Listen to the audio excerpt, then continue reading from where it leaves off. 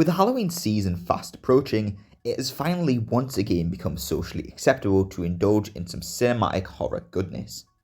However, luckily for all of you, I do that all the year round, and I've compiled a short list of underappreciated and underseen horror movies that I think you should all check out. So, if you're interested in sampling some of the strangest, most audacious, terrifying, ruthlessly entertaining, occasionally hilarious gems of the horror genre, you have absolutely come to the right place. Firstly, I want to lay down some brief ground rules. We'll be including no franchise films in this list. I do plan to lay down a defense for Jason X and Freddy's Dead in future, but you won't find them here. What do you know? I beat my high score. I'm only going to be including one film from each director featured on this list, simply for the sake of variety. Additionally, I'm only going to be including films that are firmly horror. Admittedly, my definition may differ from yours, and some of these films may not fall into the horror category for everyone, but it's my belief that each of these films will fall squarely into that genre classification. I won't be talking about any films that I've spoken about on the channel before, largely because I hope that those videos serve as sufficiently glowing recommendations for those films. Finally, although this list won't be ranked in terms of quality or scariness, they will be ordered by how obscure they are, how likely you are to have seen or have heard of them. Our first few entries on here are fairly well regarded cult classics that it is quite likely you're least aware of by reputation, but as we start travelling deeper and deeper into this list, the general likelihood that you'll be familiar with these titles will start to decrease significantly. This is essentially just because I'd like to introduce you to some less well-known films that I believe deserve a little more attention and appreciation. So, without further ado, here are my 13 underrated horror movies that you should check out this Halloween.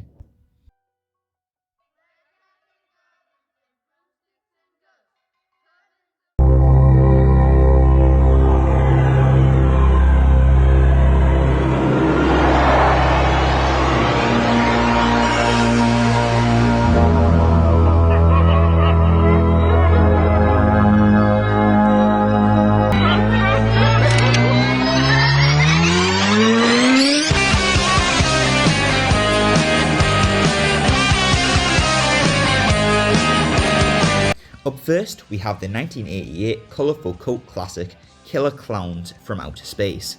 This is a thoroughly entertaining, riotous foray into horror comedy, one that fulfills the carnival-infused insanity that it promises. The sheer creativity and inventiveness on display here is incredibly endearing. The film takes every opportunity to throw new ideas at the audience that are once unexpected and yet entirely in keeping with the film's ludicrous concept. This is a movie that is entirely unashamed to be the uproarious, uncompromising B-movie riff that it is. And it's one of the most endearing and genuine takes on that style that I've had the pleasure of experiencing in a long time. Add some fantastic practical effects to the mix, as well as a wonderful, catchy theme song by punk legends The Dickies, and you are onto a real winner with Killer Klowns from Outer Space. Next, we have Society, a heady mix of lurid body horror and social satire delivered with all the subtlety and grace of a steel sledgehammer. It slowly, carefully establishes this real atmosphere of dread through its bizarre caricature of the 80s teen drama, before descending into one of the most disgusting, deranged horror climaxes I have ever had the pleasure of experiencing. I fully acknowledge that this is not a film that will be for everyone, but if body horror is something you enjoy and you've exhausted the filmography of a director like David Cronenberg, I urge you to check this one out. Up next, we have House, an all too fleeting glimpse into the wild side of horror cinema.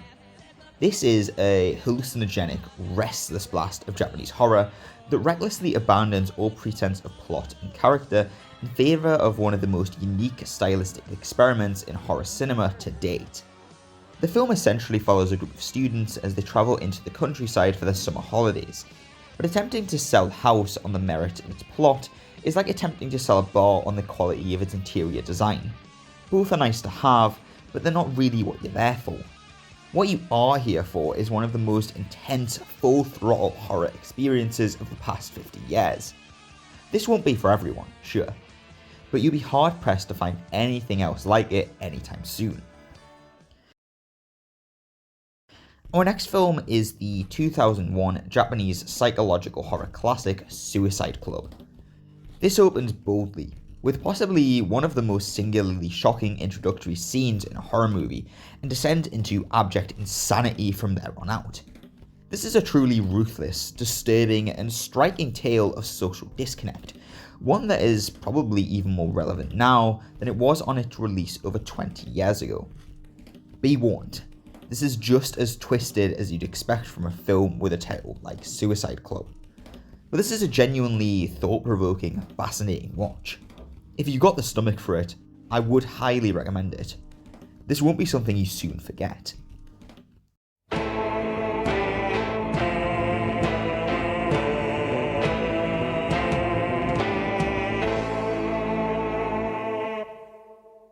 Up next, we have the wonderful 80s Italian horror The Beyond, delivered to us from the twisted mind of Lucio Fulci. Fulci is typically best known as the man who directed the bone-crunching, mind-blowing, deranged exploitation classic Zombie Flesh Eaters, which was admittedly just as worthy of inclusion in this list. But this entry into his storied Gates of Hell trilogy showcases Fulci at the very peak of his powers. This is a delirious, ethereal, Southern Gothic hellscape in which the horror truly feels inescapable. Hell is empty, and all the devils are here.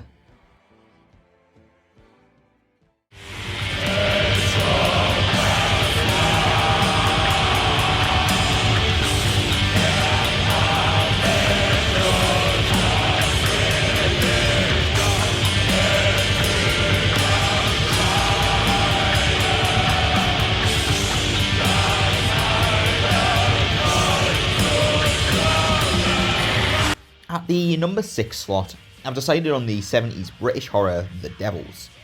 This is a film that I was the most uncertain about belonging on this list, as I don't believe that it's a horror film in the traditional sense. As such, I can see its inclusion here being a little contentious. But this is a work of such power, such genuine darkness and ferocity, that I would be remiss not to give it the acclaim and appreciation that it sorely deserves. This is a film that concerns itself with the nature of organised religion, the strength of the human spirit under intense pressure, and the truly awful things that people can and have done to one another. This is one of the most singularly evocative and thought-provoking pieces of horror cinema ever made, bolstered by the career-defining performances of film legends Oliver Reed and Vanessa Redgrave. Our next entry is the criminally underrated 2021 social media slasher Superhost. The premise here, admittedly, is nothing special. Two vloggers rent out a house from an individual who is, as always, not entirely what she seems on the surface. Murder and mayhem ensue. It's not something that appears all that special at first glance, but thanks to some fairly strong character writing, a genuine understanding of social media and the sometimes messy realities of online discourse and content creation, and some great performances, particularly from our titular superhost, Gracie Gillam, the film manages to rise above its contemporaries and be a very solid, light, entertaining horror movie. The film's other major advantage is its self-aware, jet-black sense of humour. This could easily have been a sour trudge through familiar slasher territory, but this ensures that Superhost is a film that feels rather unique amongst its peers, and certainly one worth checking out this Halloween. Our next film, Herschel Gordon Lewis's 1967 grindhouse splatter, The Gruesome Twosome, will probably be one of the most divisive entries on this list. It's a bizarre little horror that is relying on you quickly adjusting to the film's shoestring budget, dirty, grimy style, and truly odd sense of humour. Lewis's sensibilities are not going to work for everyone. Hell, sometimes they don't fully work for me. But if you're after something brief, breezy, vaguely comedic, and populated with strange and striking characters that doesn't wear out its 70-minute runtime, I would recommend checking this one out. I don't think it will be anyone's new favourite movie, but I do think that it is often overlooked in his filmography by the twin shadows of Blood Feast and 2000 Maniacs before it, and The Wizard of Gore and The Go-Go Girls after it. So, up next is Door. Door is a truly wonderful Japanese horror thriller in the tradition of Hitchcock. The plot setup is exceedingly simple. A woman living in an apartment complex with her young son is menaced by a door-to-door salesman who believes that she has wronged him. His behaviour slowly escalates from threatening phone calls to out-and-out stalking, the film culminating in a fantastically tense finale. What separates this from films of a similar nature, however, is the film's confidence and focus. The direction is consistently self-assured and restrained, the film's limited cast all deliver convincing performances, and the movie resists the urge to portray its concept or style for the sake of shock. And this Door is a film that sticks with the viewer long after the credits have rolled. There is a very interesting focus on the psychology of these characters and the relationship that the victim and stalker share. But this thematic interest never serves to overwhelm the film's taut sense of suspense. The next film we're going to look at is the truly bizarre horror-comedy musical hybrid, The Happiness of the Katakuris. Directed by maverick Japanese filmmaker Takashi Miike, who is best known for his incredible work ethic and distinct sense of style, The Happiness of the Katakuris is an absolutely unforgettable movie, swinging from idyllic pastoral settings to insane musical numbers and strange sequences of stop-motion animation. The closest comparison I can really draw between this and another movie would be the aforementioned House, but even that doesn't quite cover it. That being said, if you do love that movie, you're almost certain to adore The Happiness of the Katakuris. Human Lanterns is my next pick, and what we're looking at with this particular film is a striking attempt at genre fusion that should not be nearly as successful as it is. Human Lanterns merges horror elements with the action sequences and stylistic sensibilities of a martial arts movie, and I would argue that it fuses these disparate identities into something that does feel genuinely fresh and exciting, something that is not merely an exercise in experimentation for its own sake. Admittedly, based on that brief description, you'll probably have already determined whether or not this film is for you. But if this sounds like something you'd enjoy, I would highly recommend that you check it out.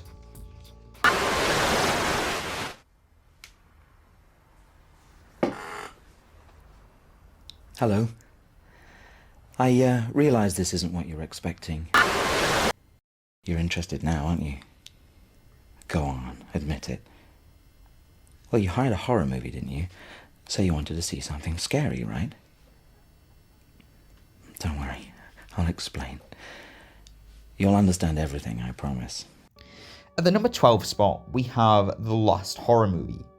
Not to be confused with the 80s picture The Last Horror Film, The Last Horror Movie is a found footage film dating from the early 2000s, and takes a razor-sharp approach to an exploration of the themes of psychology and voyeurism that are so often examined within the horror genre.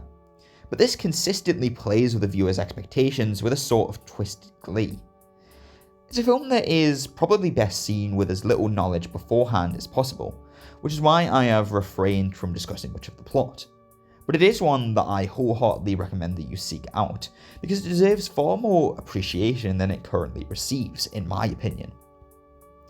Finally, we come to the last entry on the list, the alien abduction horror Save the Green Planet, and believe me, I may well have saved the best for last.